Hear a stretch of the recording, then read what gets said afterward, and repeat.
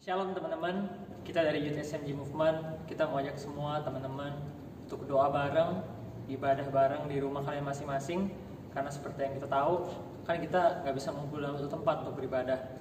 Jadi gue mau ajak kalian berdoa bareng, ibadah bareng, sama dapat pesan Tuhan, baca firman bareng.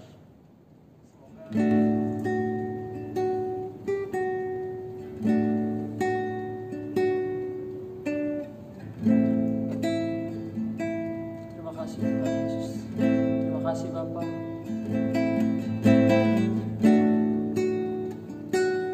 Datang untuk menyembah Engkau ya Tuhan Yesus. Terima kasih Bapa.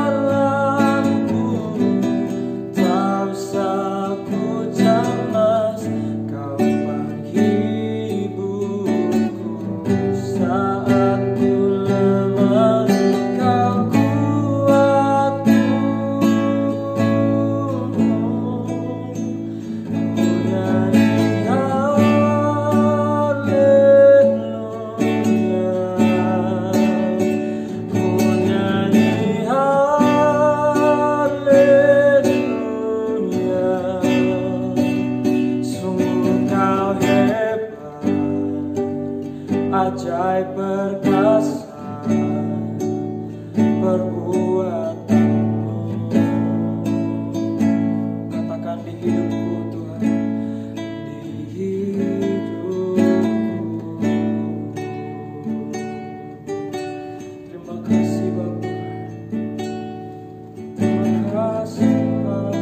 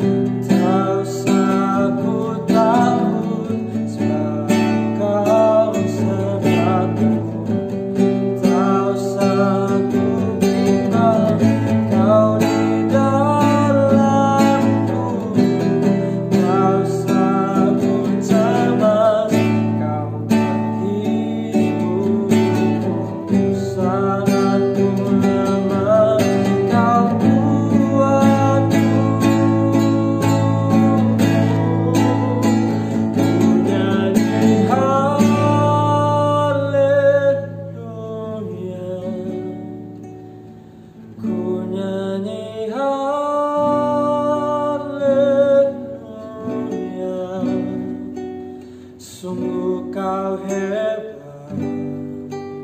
ajaib perkasa perbuatanmu. Mari katakan, ku nyanyi haleluya.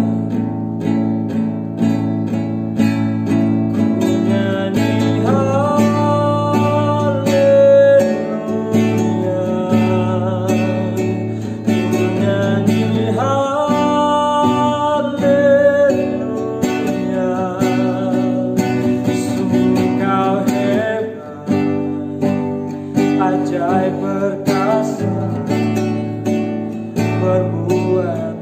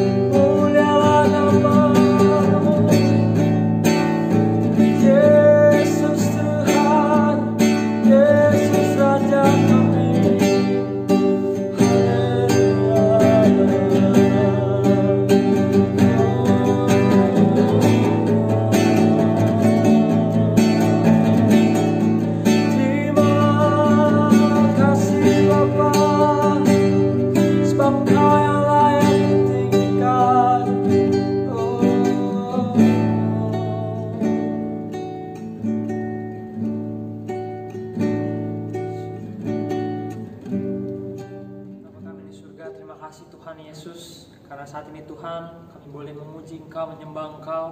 Kami masih boleh berdoa Tuhan Yesus kepadamu ya Tuhan Yesus. Bapa, saat ini Tuhan, kami mau lebih sungguh-sungguh lagi sama Engkau ya Tuhan. Kami mau dengar-dengar akan setiap pesan-Mu, akan setiap firman-Mu. Kami mau terus lebih lagi dalam Engkau Tuhan, lebih dekat lagi sama Engkau. Ya Tuhan Yesus, kiranya Engkau urapi kami semua masing-masing. Kami minta Roh Kudus memenuhi teman-teman kami semua. Kami juga ya Tuhan Yesus, penuhi kami semua Tuhan Yesus, agar kami dilayakkan di hadapan-Mu ya Tuhan Yesus. Ampuni juga setiap dosa kami Tuhan, sucikan kami dengan darah-Mu yang kudus. Biarlah hati kami, pikiran kami semua terfokus hanya kepadamu. Dan biarlah api Roh Kudus terus berapi-api, terus menyala-nyala dalam hidup kami. Terima kasih Tuhan Yesus, dalam nama Tuhan Yesus. Haleluya, amin. Oke, shalom teman-teman. Jadi yuk kita mau siapin hati kita mau sharing. Gue mau kalian saat ini renungkan tentang siapa Tuhan Yesus buat kalian. Who is Jesus for you? Siapa Yesus Kristus itu? Gue mau kalian renungin saat ini juga ketika kalian dengar kata-kata ini. Dan gue punya kerinduan supaya kita lebih sungguh-sungguh lagi sama Tuhan, lebih dekat lagi sama Tuhan. Gue mau kalian tahu kalau Tuhan yang kalian sembah itu bukan Tuhan yang biasa, bukan Tuhan yang orang-orang bilang sekedar itu. Tapi gue mau kalian tahu Tuhan Yesus itu adalah Tuhan yang di atas segala raja gitu, Tuhan di atas segala Tuhan. Dan cuman Dia satu-satunya Tuhan yang bawa kita kepada keselamatan teman-teman. Jadi ayo kita mulai renungkan tentang hal itu. Nah, gue mau bilang Yesus itu hidupnya gak lama, hanya 30 tahunan dia hidup. Dia gak sekolah yang hebat-hebat, gak sampai yang kayak universitas S3, master, profesor segala. Tapi saat ini seluruh dunia tahu nama Yesus. Dia gak hidup lama, cuma 30 tahun. Orang bilang kalau orang yang diberkati umurnya panjang, apa segala. Tapi siapa Yesus ini sampai sebegitu berdampaknya buat kita semua teman-teman. Sampai seluruh dunia tahu nama Yesus. Ya mungkin ada pulau-pulau tertentu yang masih belum mengenal Yesus. Tapi seluruh dunia secara umum tahu siapa itu Yesus. Walaupun banyak juga pengertian yang salah atau pengenalan yang salah tentang Tuhan Yesus. Banyak orang bilang dia itu orang gila. Dulu ahli-ahli Taurat bilang dia itu orang gila. Dia penghujat Allah. Orang ahli Taurat bilang seperti itu. Dan Tuhan Yesus dianggap sebagai orang yang layak dihukum mati.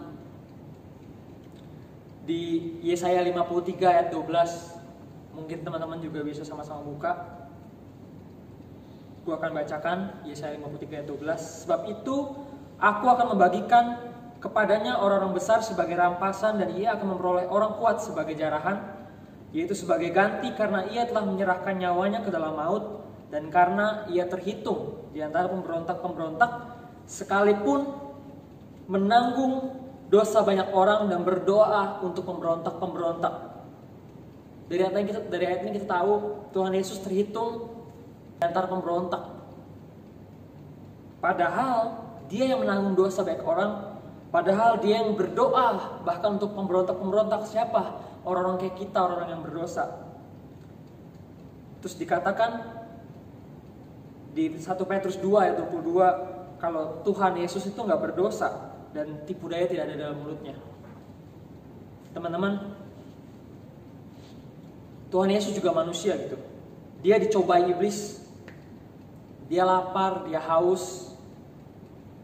Tapi gue mau bilang ini, dia menyatakan bahwa dia itu anak Allah.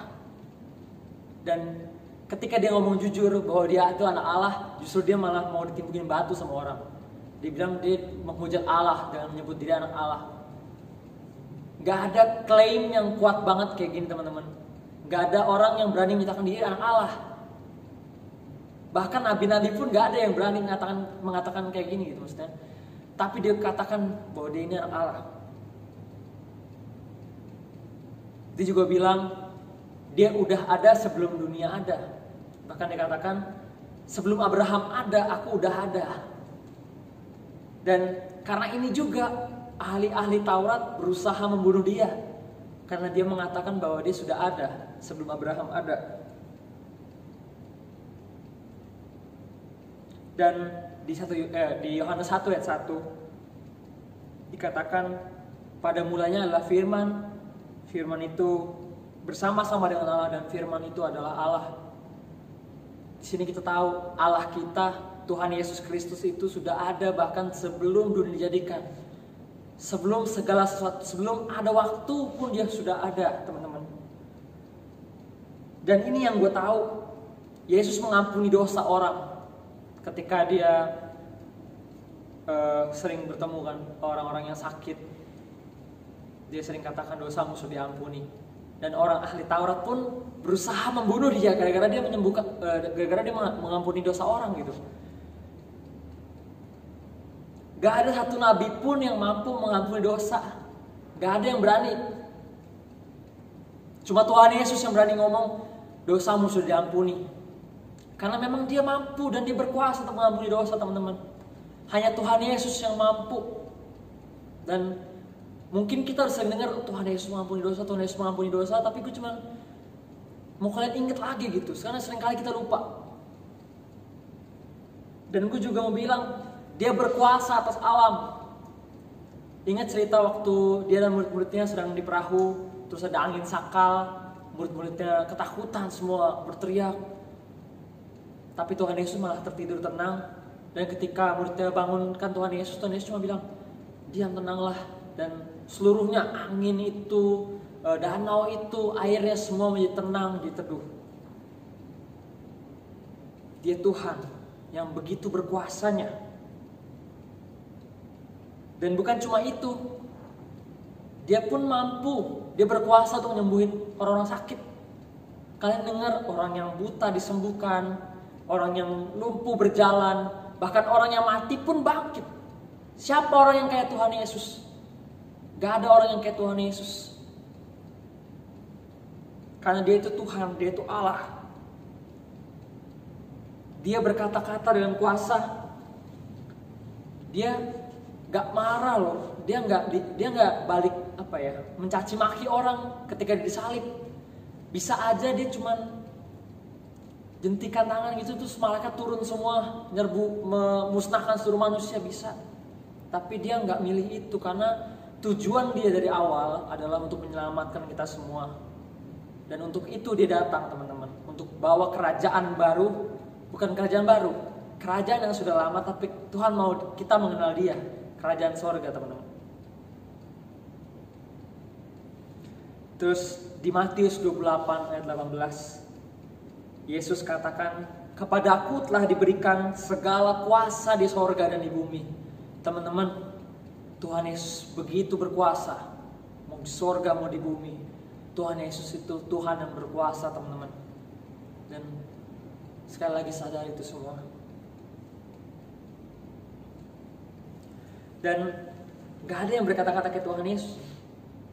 Kalau kalian tahu, kalau kalian baca kisahnya atau bahkan nonton filmnya, ketika Tuhan Yesus disalibkan, ketika Tuhan Yesus mati, mengatakan ini sudah selesai. Gempa bumi terjadi, langit gelap gulita,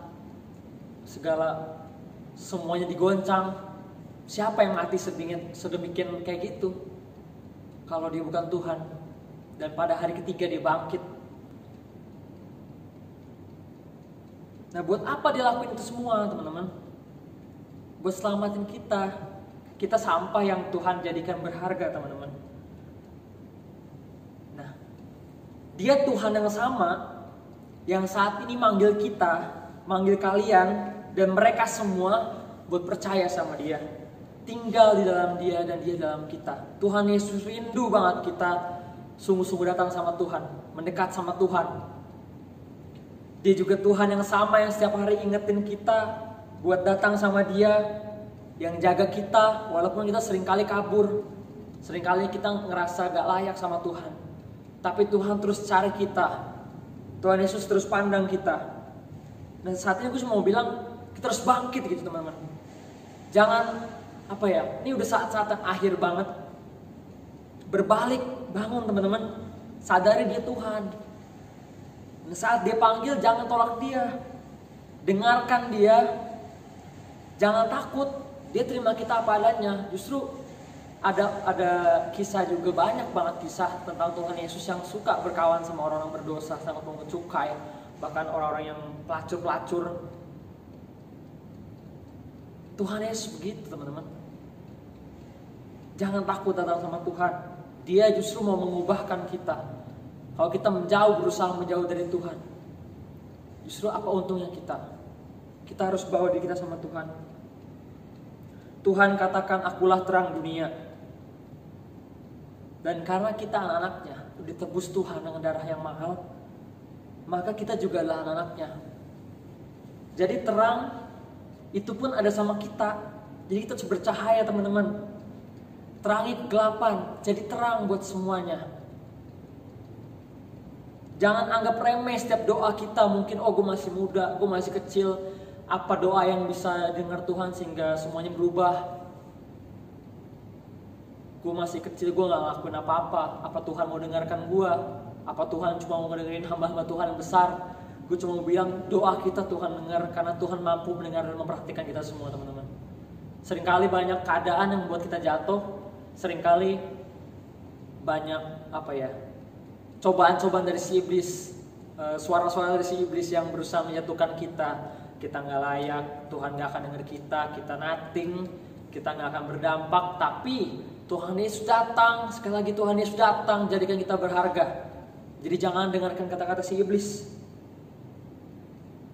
Lihat yang Tuhan Yesus hari-hari ini sedang lakuin. Mungkin di dunia, di luaran, di berita banyak tentang COVID-19. Semuanya berita tentang hal itu. Tapi di dalamnya ada sesuatu yang lebih, teman-teman. Ada sesuatu yang lebih. Tuhan Yesus sedang melakukan sesuatu. Tunggu waktunya Tuhan, teman-teman. Terus doakan semuanya. Doain pemimpin-pemimpin kita semuanya, doain, teman-teman. Gue mau kita semua berapi-api. Jadi gak diam-diam aja. Kayak tadi gue bilang, terang itu pasti menerangi kegelapan, menerangi semuanya. Gak mungkin kita cuma diam-diam aja. Gue mau bilang, minta sama Roh Kudus, penuhi hidup kita. Biar api itu terus terjaga, teman-teman. Bukan kita yang menjaga api itu, tapi Tuhan itu api itu sendiri. Jadi kalau kita dekat sama Tuhan, otomatis kita akan berapi-api. Dan siapa di sini yang mau supaya kita dipakai Tuhan lebih dahsyat lagi? Mau menuai banyak jiwa teman-teman kita yang belum mengenal Tuhan. Tuhan yang mau pakai kita buat mengenalkan Tuhan Yesus ke mereka. Ayo teman-teman, ambil bagian dalam kehendak Tuhan Yesus. Biar kita dipakai jadi alatnya. Biar sungguh-sungguh kita lebih lagi mendekat sama Tuhan. Karena gue rindu banget. Banyak hari-hari ini pesan-pesan Tuhan yang begitu keras, yang begitu dahsyat. Tentang penuaian jiwa-jiwa. Tentang kita semua yang dipakai anak-anak muda untuk menjadi alatnya Tuhan. Jangan sia-siakan waktu-waktu ini, teman-teman. Jangan sia-siakan momen-momen ini. Mari bawa diri kita sama Tuhan Yesus. Mari kita berdoa. Bapa kami di surga, terima kasih Tuhan Yesus. Tuhan, kami telah mendengarkan firman-Mu Tuhan Yesus, firman-Mu yang sedikit yang singkat ini Tuhan. Biarlah menjadi rema dalam hidup kami. Biarlah hati kami berkobar-kobar Tuhan lebih lagi sama Engkau. Cinta mula-mula kami bertumbuh lagi terus sama Engkau ya Tuhan Yesus. Biar kami gak suam-suam kuku, tapi kami panas sama Tuhan Yesus. Biar semua bisa merasakan panas itu ya Tuhan. Pakai kami semua menjadi alat-Mu ya Tuhan Yesus. Pakai kami semua menjadi kegerakan-Mu dimanapun kami berada ya Tuhan Yesus. Di keluarga kami, buat teman-teman kami, buat semuanya Tuhan, buat di gereja kami Tuhan, teman-teman kami juga semua di sekolah, di rumah, saudara-saudara kami yang jauh. Kau pakai kami Tuhan Yesus. Terima kasih Bapa, bahwa kami lebih lagi bersama-Mu. Kami percaya Engkau melindungi setiap anak-anak-Mu yang di luar sana ya Tuhan Yesus. Kau bentengi dengan malaikat-malaikat-Mu. Biarlah Tuhan Yesus, anak-anak-Mu ini berbalik kepadamu lebih lagi. Mereka akan bersorak, memuji, menyembah Engkau lebih lagi, lebih sungguh-sungguh lagi dalam Engkau ya Bapa. Di dalam nama Tuhan Yesus, dalam nama Tuhan Yesus, teman-teman. Roh Kudus hari-hari ini sedang akan banyak berkata-kata teman-teman. Jadi kalau kalian mau, kalian bisa buka hati kalian, minta. Kalian minta sama Tuhan, kalian minta sama Roh Kudus penuhi hatiku. Roh Kudus, aku mau mendengar suara Tuhan. Pakailah aku, biarlah jamalah kupingku ini, telingaku ini, supaya aku dengar-dengaran terhadap Tuhan. Sebab Roh Kudus akan menyampaikan banyak hal, dan kita semua akan lebih peka lagi, lebih dekat lagi bersama Tuhan Yesus. Terima kasih ya Tuhan Yesus, terima kasih. Kami serahkan semua ke dalam tangan-Mu. Dalam nama Tuhan Yesus. Haleluya, amin.